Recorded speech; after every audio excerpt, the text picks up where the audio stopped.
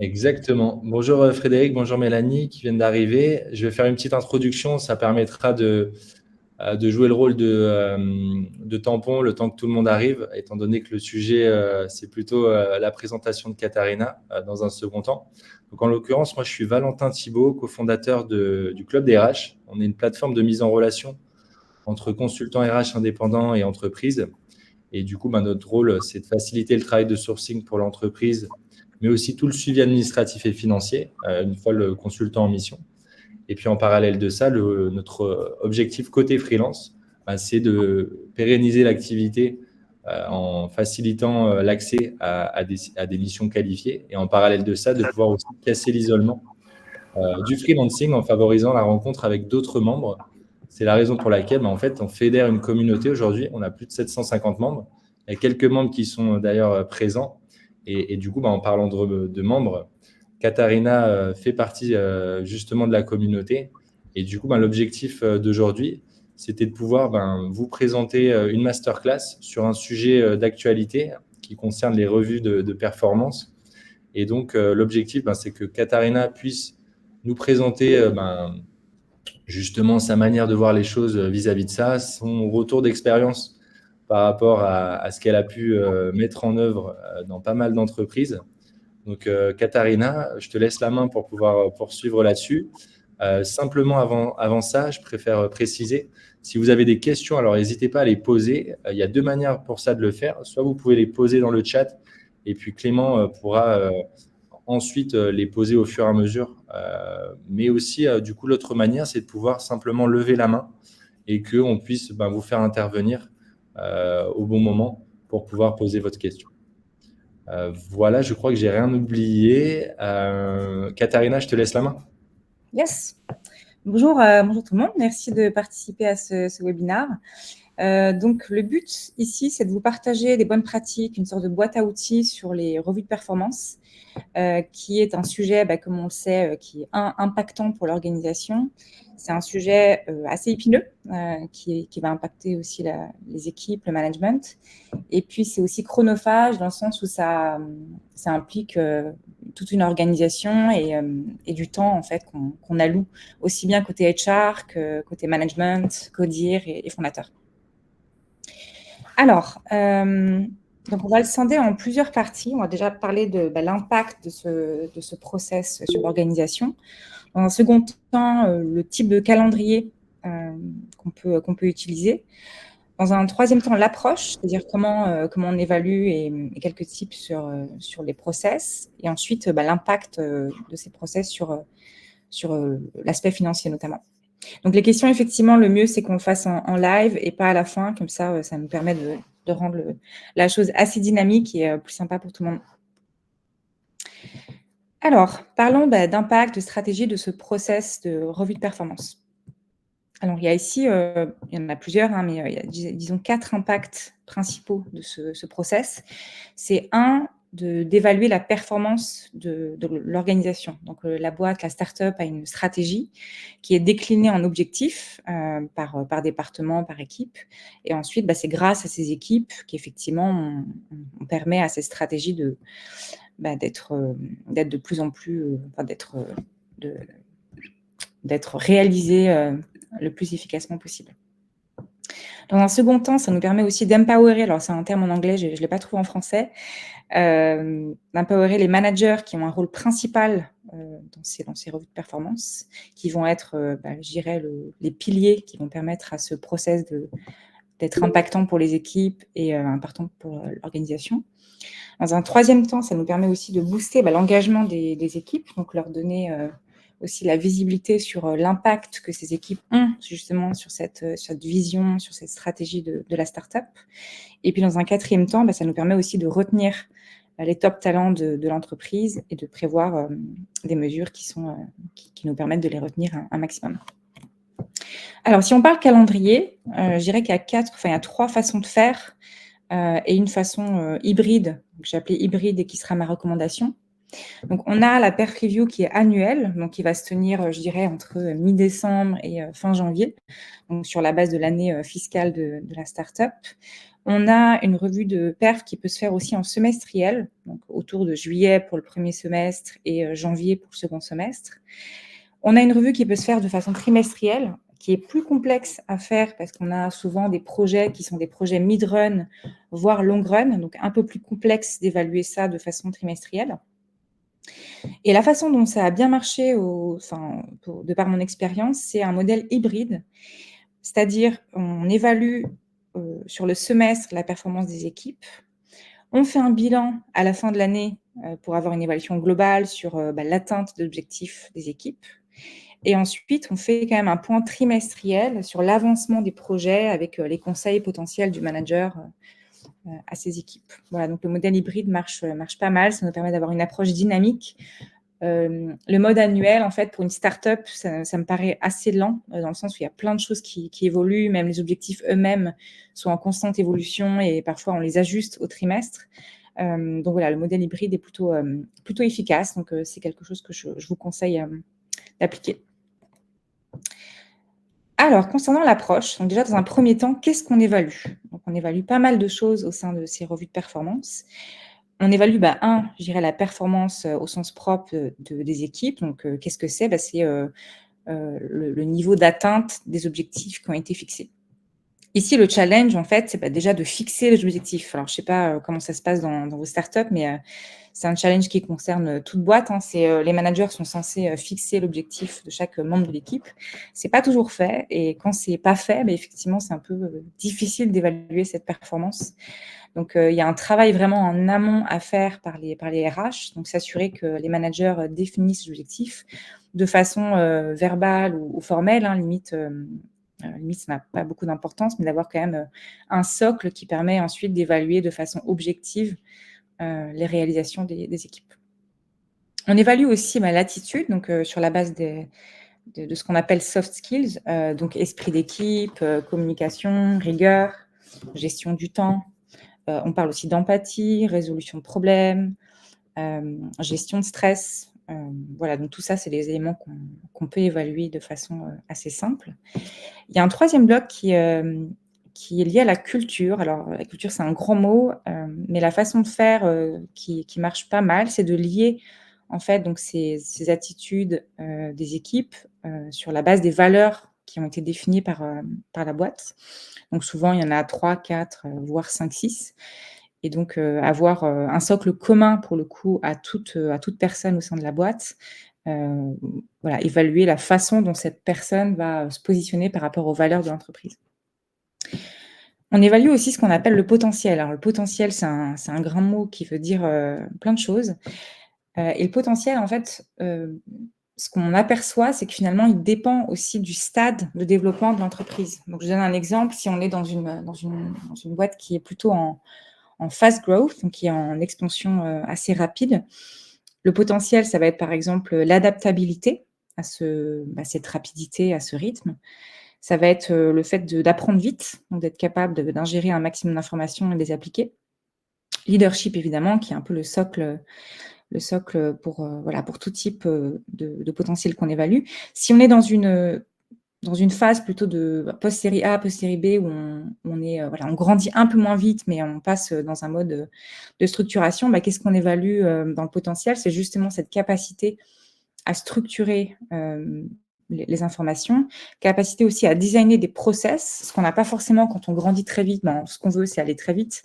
On ne prend pas forcément le temps de designer tout process. Donc, quelqu'un qui arrive à se détacher un peu de l'opérationnel et qui design des process, ça va être un bon élément pour évaluer le potentiel.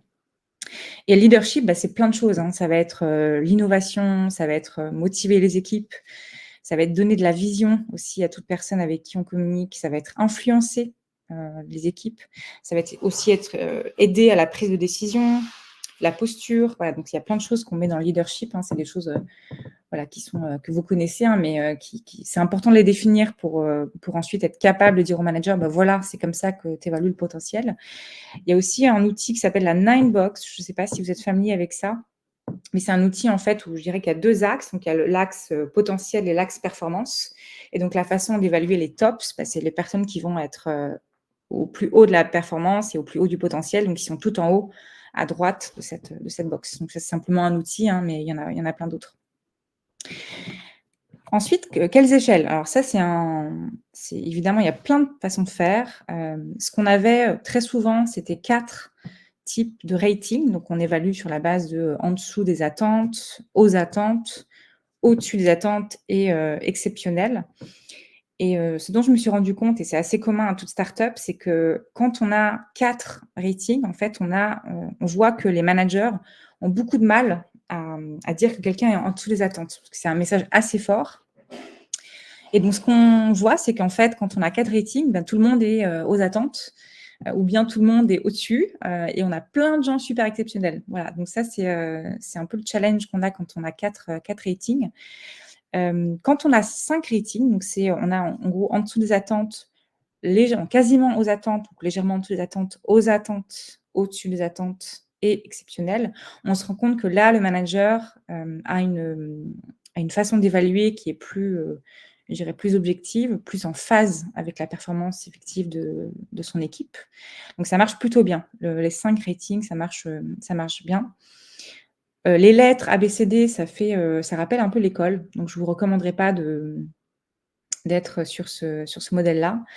Donc Marocco ici, effectivement, c'est d'être sur 5 ratings, et ce que vous connaissez peut-être, c'est la courbe de Gauss. Donc alors il y a des boîtes qui le forcent, notamment les boîtes de conseil qui vont forcer une répartition de ces ratings au sein des équipes, donc 60% aux attentes, 20% au-dessus, 10% en dessous, et puis 5% d'exceptionnel. C'est pas forcément quelque chose que je recommande de forcer ces ratings, mais à la fin, quand on va regarder la big picture de comment on a évalué les performances de toutes les équipes, on devrait quand même avoir ce type de... Voilà, ça devrait être scindé dans ces eaux-là. Voilà, donc 50-60% aux attentes.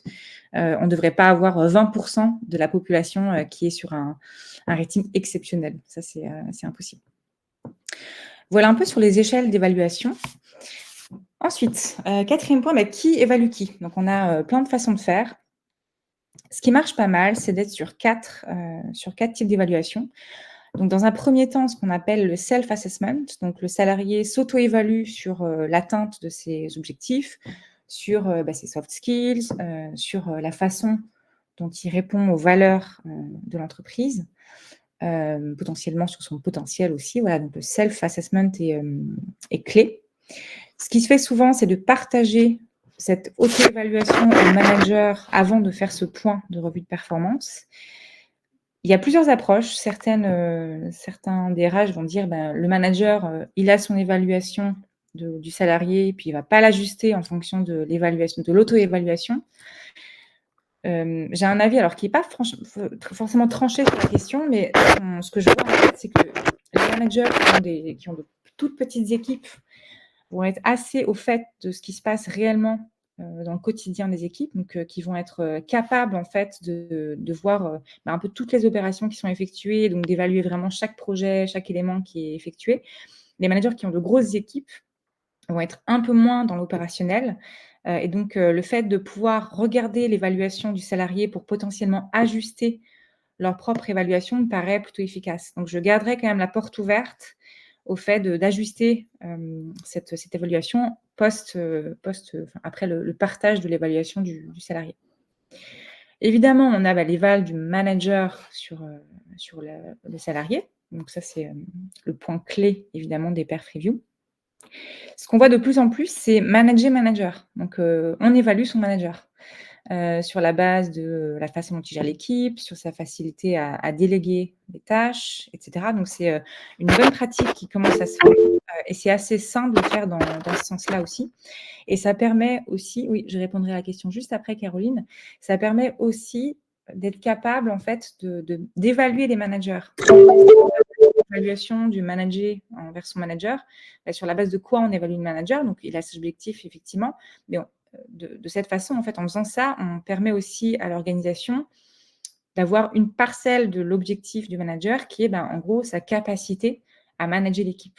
Donc, c'est incentivant aussi pour le manager de se dire, j'ai plutôt intérêt à être bien évalué pour que moi, en fait, mon évaluation faite par mon manager soit la plus positive possible. Caroline, tu avais une question? Yes.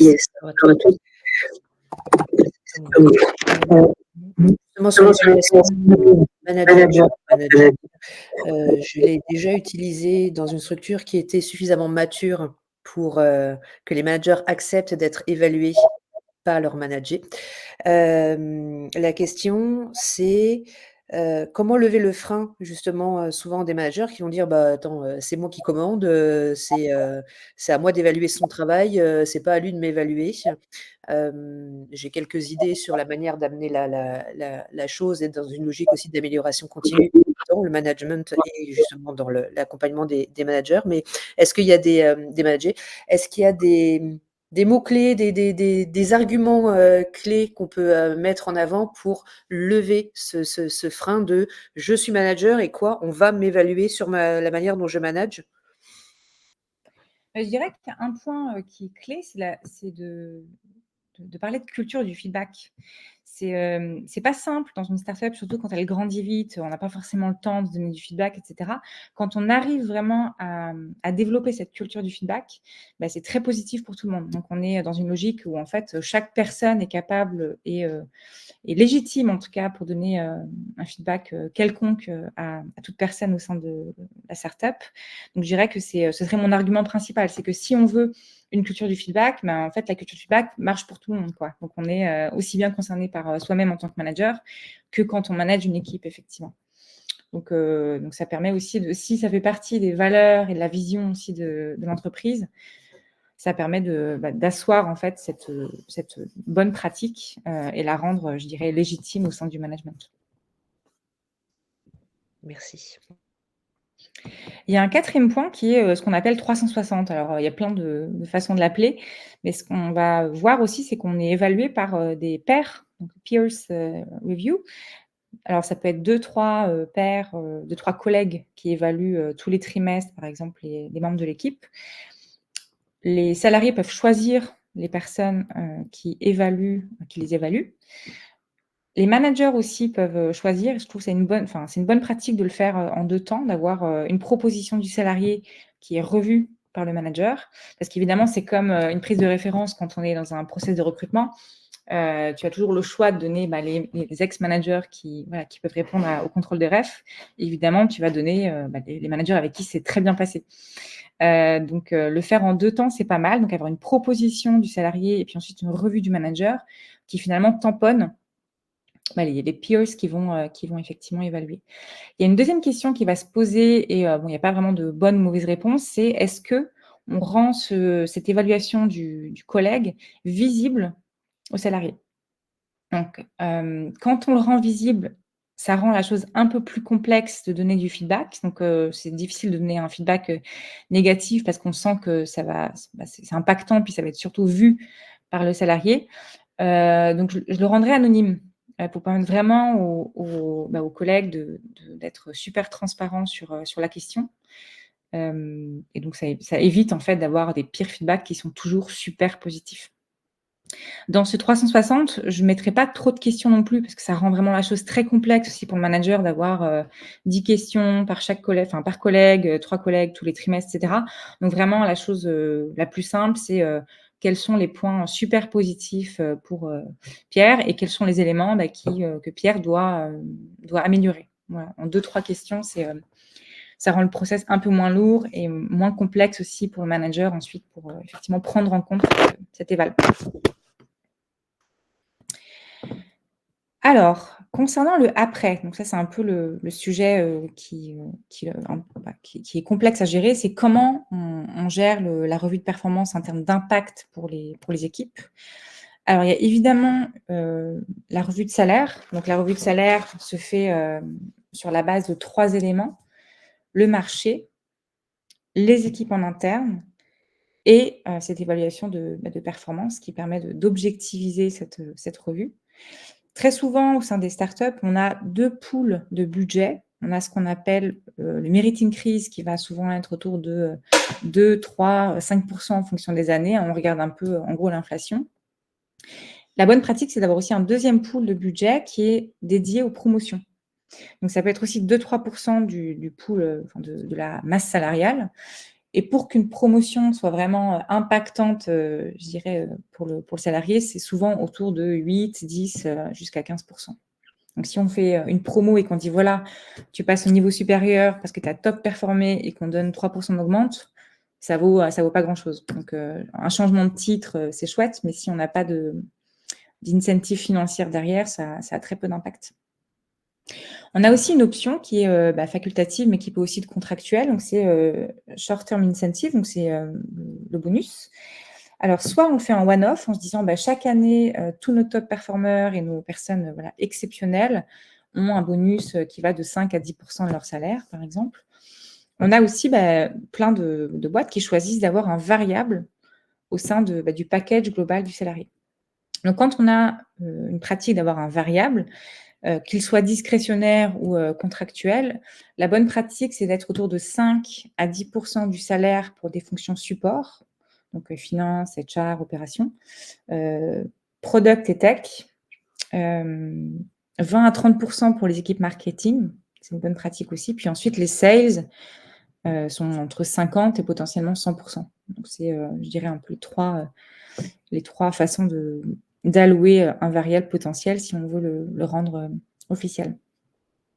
On a aussi l'equity. Donc, on a une politique qui diffère dans chaque entreprise, mais soit on fait un grant de BSPCE, de stock option à l'arrivée de la personne. Ça peut être aussi donc une façon d'incentiver en disant voilà, les top performers et les personnes exceptionnelles ont ce qu'on appelle un refresh d'equity après l'évaluation. Donc, ça peut correspondre à 5 à 10% de ce qui a été perçu à l'arrivée. Ce qui est challengeant ici, c'est de le prévoir dans le pool d'equity. Donc, quand on a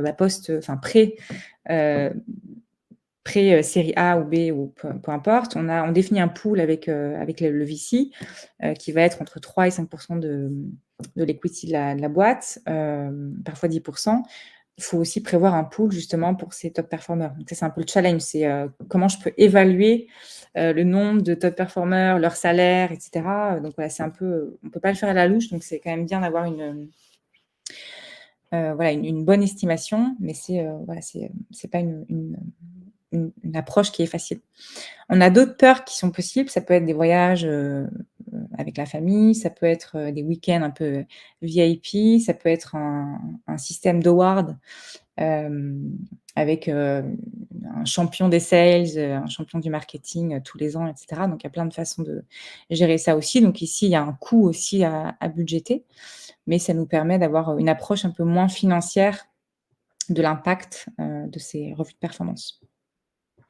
Il y a aussi un élément que j'ai oublié de dire, c'est dans le process d'évaluation, on a ce qu'on appelle la calibration. Donc, c'est un process super sain d'avoir une vision globale de l'organisation et des évals de chaque manager et de faire une passe par le CODIR sur chaque évaluation. Donc, ça permet aussi d'avoir une sorte d'harmonisation pour s'assurer qu'on n'ait pas une équipe avec un manager super sympa qui va évaluer tout le monde en mode super performeur, exceptionnel, etc. Et puis d'autres qui vont être un peu plus durs dans leur approche.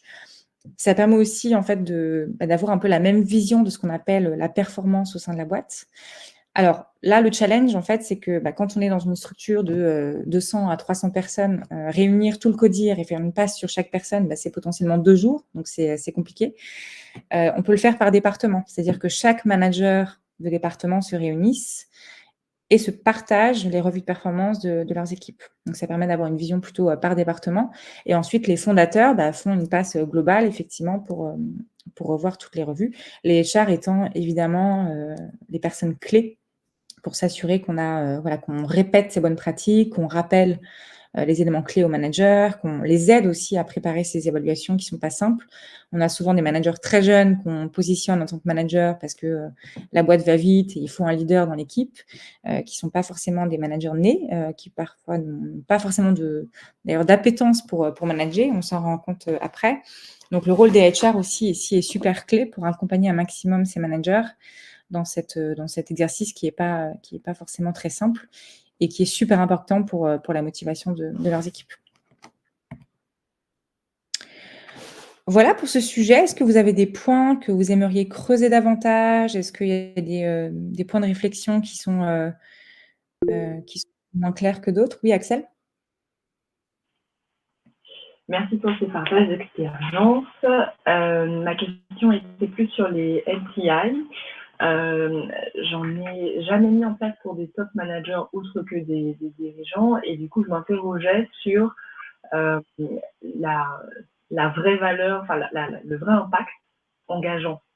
C'est-à-dire que on va le mettre en place, et en fait, est-ce que tu peux nous partager si ça retient vraiment les tops, que le marché est assez volatile, et du coup, voilà, je me posais la question. Mais je dirais que ça dépend du stade de développement. En fait, si on est dans une start-up qui a potentiellement un exit qui est prévu prochainement, effectivement, ça peut avoir une incentive à retenir dans les 6, 12, 18 prochains mois. Si on est, je dirais, post-seed ou post-série A, effectivement, l'impact n'est pas forcément super important. Donc, on le voit un peu moins. C'est une pratique qui permet d'avoir un boost, effectivement, de reward, etc. Mais je dirais que ce n'est pas l'élément qui va faire qu'on retient les tops. C'est voilà, l'élément de revue de salaire, de bonus va être beaucoup plus impactant, effectivement. Donc, je le mettrais, alors pas forcément de côté, mais je le mettrais en optionnel. Et je dirais que je mettrais un accent dessus si la boîte est dans un stade assez proche d'une transaction potentielle. Ok. Merci. D'autres questions, d'autres sujets que vous aimeriez creuser? Ça va être Lana, oui. Oui, bonjour. J'ai une question en fait par rapport à la fréquence des revues, parce qu'en fait vous avez parlé de faire hybride, donc tous les trimestres, semestres et annuel. En fait, à partir de quel effectif cette fréquence est adaptée? Parce que par exemple, en fait, actuellement, voilà, donc j'accompagne une startup de 30 personnes, et donc j'ai déjà proposé en fait à ce stade, ils ont une évaluation annuelle. Donc, j'ai déjà proposé passer en mois en fait semestriel, et donc voilà, en fait, les remarques est que en fait que ce process ça prend trop de temps, donc ça nous fait perdre le temps, et donc voilà, on n'avance pas sur le projet pour le client, etc. Donc, il pourrait être, est-ce que vraiment peut-être c'est pas encore adapté pour ce petite taille, ou quel est votre avis? Je dirais que tout dépend de la façon dont c'est préparé aussi. Si le sujet est bien préparé par les HR avec un maximum de communication, un maximum de process, avec avec la simplicité aussi, donc sans rendre la chose trop compliquée pour le manager. Je pense que c'est assez sain de le faire de façon semestrielle, parce que le faire annuel, en fait, déjà, on perd un peu le fil. Quand on est en janvier, est-ce que vraiment on a une vision super carrée de ce qu'on a fait en janvier, février? Pas sûr. Donc, le fait de le faire aussi en semestriel nous permet d'avoir une vision un peu plus fraîche de ce qui a effectivement été délivré par les équipes. Donc, je dirais que l'argument principal, ce serait de rendre dynamique la chose pour que ce soit le plus objectif possible. Et aussi, il y a un deuxième point qui est, quand on le fait de façon semestrielle, ça nous permet aussi d'avoir des revues de salaire potentiellement 2 fois par an. Donc, d'avoir une revue annuelle de salaire qui correspond au marché, aux équipes en interne, la performance annuelle, etc. Et d'avoir potentiellement aussi une porte ouverte à des revues de salaire en mi-année, et qui permet de faire quelques promotions potentielles pour les top performers et les personnes qu'on considère exceptionnelles. Juste en fait, du coup, si on est dans cette optique de semestriel, donc on fait en février et plutôt en septembre, c'est ça? Si je comprends bien. Ça peut être, tout dépend un peu. Alors, évidemment, il y a les vacances, donc juillet, c'est pas forcément une bonne période. Donc, ça pourrait être en mi-juin à mi-juillet, c'est ce que j'ai vu très souvent. Et ensuite, de mi-décembre à fin janvier pour le faire, évidemment, mi-juillet et fin août, ça n'a pas forcément de sens, dans le sens où c'est une période un peu plus calme, où les équipes sont en vacances. Merci. D'autres questions? Je vois une main levée, mais je pense que c'est Axel. J'en ai une autre question. Là, pour le coup, sur la mise en place du support, enfin du cadre d'évaluation. Est-ce que tu as, dans des petites structures, eu à le faire? Donc, du coup, il n'y avait rien. Donc, du coup, travailler effectivement donc, sur la définition des critères soft skills, notamment corrélés aux valeurs. Est-ce que tu as pu le faire seul simplement avec, ou alors tu as fait appel à un cabinet dédié à ça pour aussi tout l'aspect outil, en fait? Alors, effectivement, quand on est sur une page blanche, je dirais que la meilleure façon de faire, c'est de le travailler avec les managers, en fait, d'avoir une proposition en tant que HR sur les éléments clés de compétences qui sont liés aux attitudes, qui sont liées aux valeurs de la boîte. Le bosser, alors tout dépend de la taille de l'entreprise, mais le bosser avec les managers quand la boîte fait 50, 100 personnes. Et puis quand elle est beaucoup plus petite, c'est plutôt avec les membres du CODIR qui sont 3, 4 et qui vont avoir chacun 1 ou 2 managers. Donc le faire en collaboration me paraît être le process le plus sain pour éviter que ce soit un process HR top-down et qui prend pas forcément forme assez rapidement parce qu'on les implique pas. Et puis ça permet aussi aux managers de se rendre compte à quel point en fait leur rôle est clé pour bien évaluer leurs équipes. Non, je ne fais pas appel à un... Ouais, excuse-moi. Oui. Et au niveau outils, du coup, tu utilises un fichier Excel ou tu vois, juste comment tu traces ça? Alors, je dirais tout dépend du budget.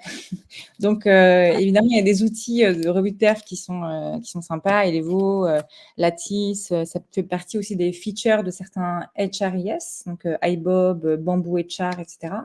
Quand on n'a pas forcément le budget, on utilise Notion ou Google Slides. Excel, évidemment, est un super outil. Maintenant, c'est un peu moins sympa, en tout cas au niveau visuel, mais tout aussi efficace. Donc, je dirais s'adapter aux outils de la boîte. Et si on a un budget qui est assez conséquent, enfin, qui est plus conséquent, essayer d'avoir un outil à part. Je le mettrai en tout cas dans le HRIS.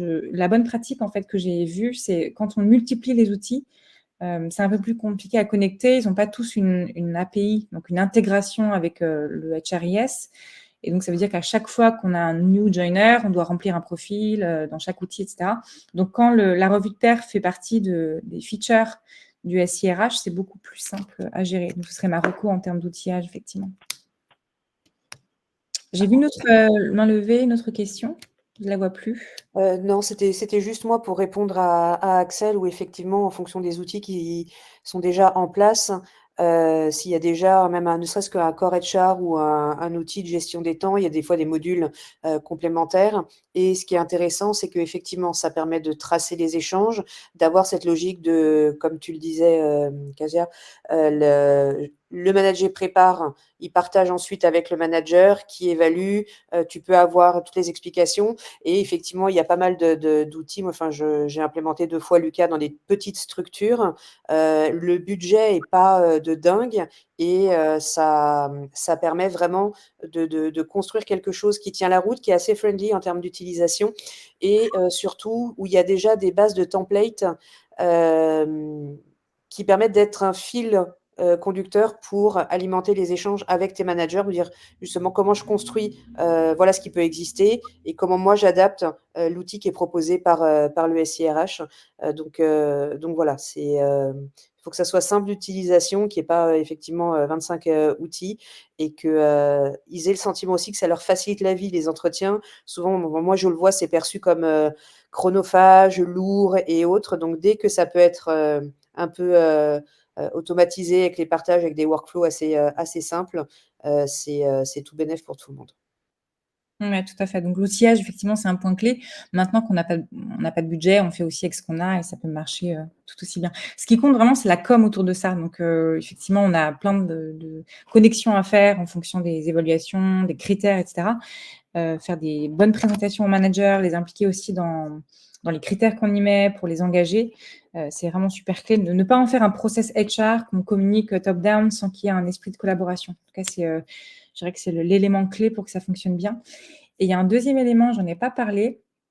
Je reviens un peu sur ce que j'ai dit quand je disais que les objectifs à définir soit verbalement, soit par écrit. Quand on est 20-30, je dirais pas trop d'impact. Quand on commence à grandir et qu'on est à 80, 100, 150, je dirais que l'objectif devrait être écrit parce qu'une fois qu'on a un sujet de performance qui est plutôt en dessous, voire bien en dessous, si c'est pas documenté, on a un petit peu plus de complexité pour la suite, pour faire un PIP, donc un plan d'amélioration de la performance et puis potentiellement une sortie derrière. Donc voilà, donc je dirais que la formalisation dépend un peu du stade aussi de l'entreprise. Donc petite boîte, ça va très vite, donc la formalisation est plus compliquée. Mais dès qu'on commence à se structurer, je le mettrai, voilà, en tout cas, j'incentiverai les managers à le mettre par écrit, donc idéalement avec un outil qui devrait être utilisé et pas forcément sur un mail ou sur un Excel. Pour qu'on garde, comme tu disais, Caroline, une traçabilité de ce qui est noté par le manager. D'autres questions, d'autres sujets?